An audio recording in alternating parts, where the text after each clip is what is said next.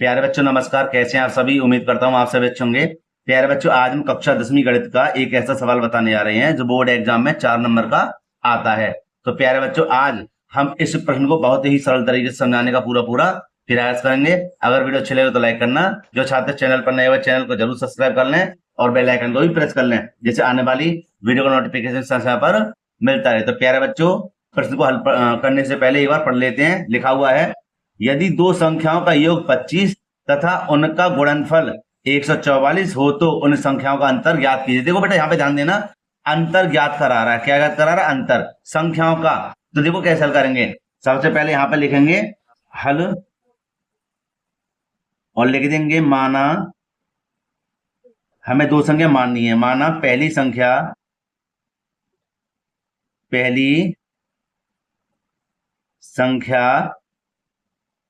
x कितनी है? x।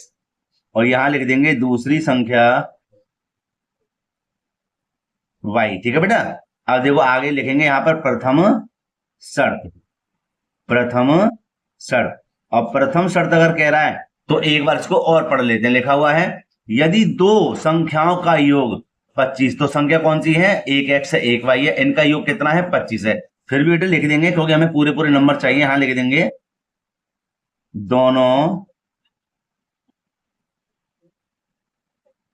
संख्याओं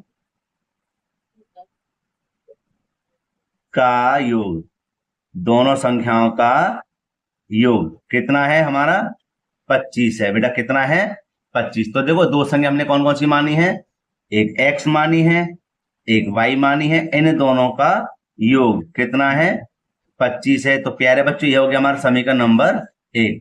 अब देखो, मैंने कितने प्रश्नों में आपको समझाया है कि यहाँ पर उनका गुणनफल, जब गुणनफल कहे या वर्गों का योग कहे तो हमें इस वाली संख्या का जो मान लिया है y वाला, इसको पक्षांतर करना है। समझने में क्या करना है? अगर गुणनफल कहे या उन संख्या को वर्गों का योग कहे तो हमें ये पहले समीकरण का हमें क्या करना है? पक्षांतर करना है। इधर लेके आना है y। तो हम x का मान जो आएगा ना, उस x का मान हम समीकरण नंबर 2 में आसानी से रख तो भी देंगे। और अगर ये कंडीशन दूसरे समीकरण में आती है तो इस कंडीशन को हम क्या करेंगे? पहले समीकरण में रख देंगे। जैसे कि मैं बताने जा रहा हूं, यहां पर ध्यान दीजिए, तब आपको समझ में आ जाएगा। यहां लिखते हैं क्या? द्वितीय शर्त। क्या लिख देते हैं यहां पर? द्वितीय शर्त। और द्वितीय शर्त में कह रहा था उनका गुणनफल 144 है। किसका भैया? दोनों संख्याओं का। तो प्यारे बच्चों, यहां पर हम लिख देते हैं दोनों संख्याओं का गुणनफल कितना है बेटा? 144 है। ठीक है, ध्यान से समझना आप। अच्छा जी, आगे हल करते हैं इसको। तो बेटे अब देखो, अब इसके बाद में हमें क्या करना है कि यहां पर हम लिख लेंगे दो संख्याएं, है ना। और दो संख्या क्या कहते हैं? उनका गुणनफल। दोनों संख्याओं का गुणनफल बेटा गुणा कर दिया। 144 है।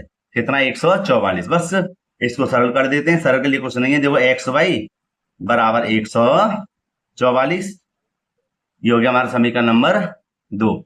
अब देखो, मैं इसको क्यों पक्षांतर करना चाह रहा था, अब मैं बताऊं। और करना पड़ेगा हमें, क्योंकि हम इसका मान इधर आसानी से रख तो भी देंगे। देखो यहां पर कि ये जो x है, x को यहीं पर रहने दो, मैं दूसरी पेन से लिख दूं जिससे आपको भी समझ में आ जाएगा, है ना। और y को इधर पक्षांतर करना है, तो हो जाएगा हमारा क्या? 25 और माइनस का हो जाएगा y। क्या हो जाएगा? माइनस का y। माने प्लस का है तो माइनस का y हो जाएगा। क्यों मैंने पक्षांतर किया? क्योंकि अब इस x का मान हम समीकरण नंबर 2 में आसानी से रख तो भी देंगे, इसलिए बेटा। ठीक है, देखो कैसे। यहां लिखते हैं समीकरण 1 से x का मान समीकरण 2 में रखने पर। और बेटे यहां पर देखो समीकरण 2 लिख देते हैं जिससे आपके समझ में अच्छे से आ जाए। ये लिख दिया। क्या है? समीकरण नंबर 2। और x का मान क्या? 25 माइनस के y। क्या है? 25 माइनस के y। और y ये रहा 144, ये रहा। ठीक है, आगे देखिए, y की जब y में गुणा करेंगे तो कितना हो जाएगा? 25y। कितना हो जाएगा? 25y। और माइनस y की जब y में करेंगे तो y स्क्वायर हो जाएगा। बराबर में कितना है 144। अब आया समझ में? नहीं आया? आ गया ना? तो ये वो दोबारा y की 25 में गई तो 25y हो गया, और y की y में गई तो माइनस की y स्क्वायर हो गया, बराबर 144। इसको क्या करेंगे, इसको इधर लेकर आते हैं दूसरे पेज पर प्यारे बच्चों। तो प्यारे बच्चों यहाँ पे देखना, वहां पर जगह नहीं थी है ना, देखो जगह नहीं है ना, क्या करेंगे हम, इसको बेटा इधर लेकर आएंगे तो हमारे हो जाएंगे प्लस के वाई स्क्वायर, और इसको इधर लेकर आएंगे तो माइनस के हो जाए क्या, 25y। ये किसके पास पहुंचे थे, प्लस के 144 के। जब ये दोनों मान इधर पहुंच गए तो इधर क्या बचा, जीरो। इस जीरो को इधर लगा देते हैं, बात वही है, ठीक है। इसको सही कर लेते हैं, देखिए अब इसको और इसको कर देते हैं साइड में, कि 144 के हमें ऐसे गुणनखंड करने हैं कि 25 आ जाए। कितने आ जाए, 25। देखो 16 निम्मा 144 होते हैं, कितने होते हैं, 16 निम्मा 144, है ना। यहां पर मैं कर दूं, देखिए इधर नहीं आई समझ में तो यहाँ पे देख लीजिए, 2 सत्ते 14, 2 दूनी 4, ये जाएगा 36 बार, ये जाएगा 18 बार, और 2 निम 18, 3 तिया 9, 3 एकम 3, कितने बताया था, 16 नंबर। देखो 2 दूनी 4, 4 दूनी 8, ये रहा, और 8 दूनी 16, है ना।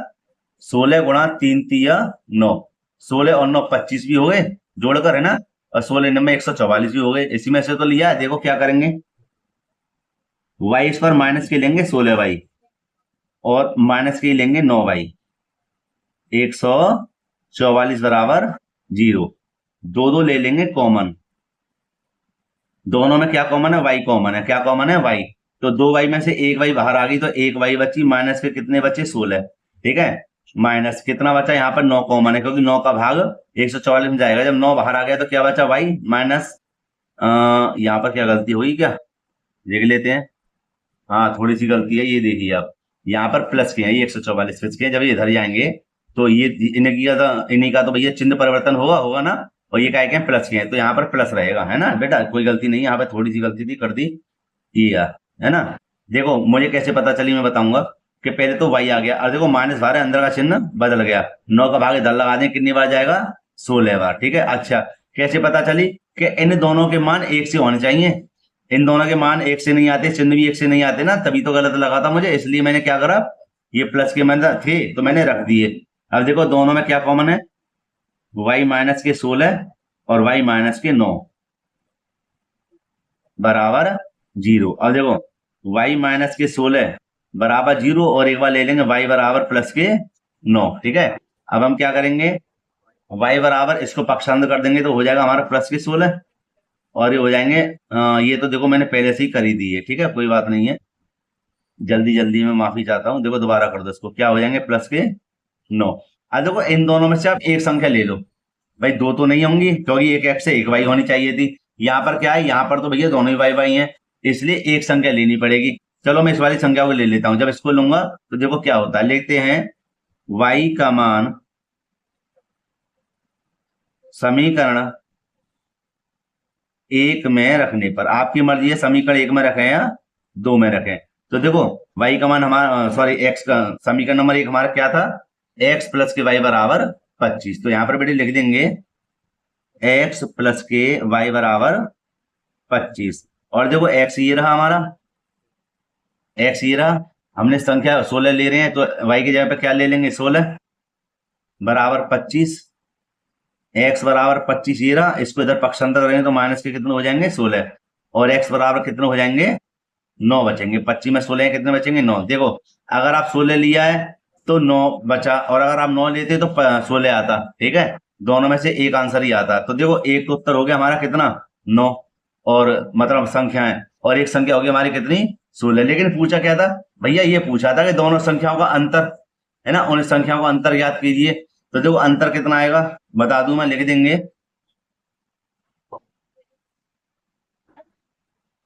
दोनों संख्याओं,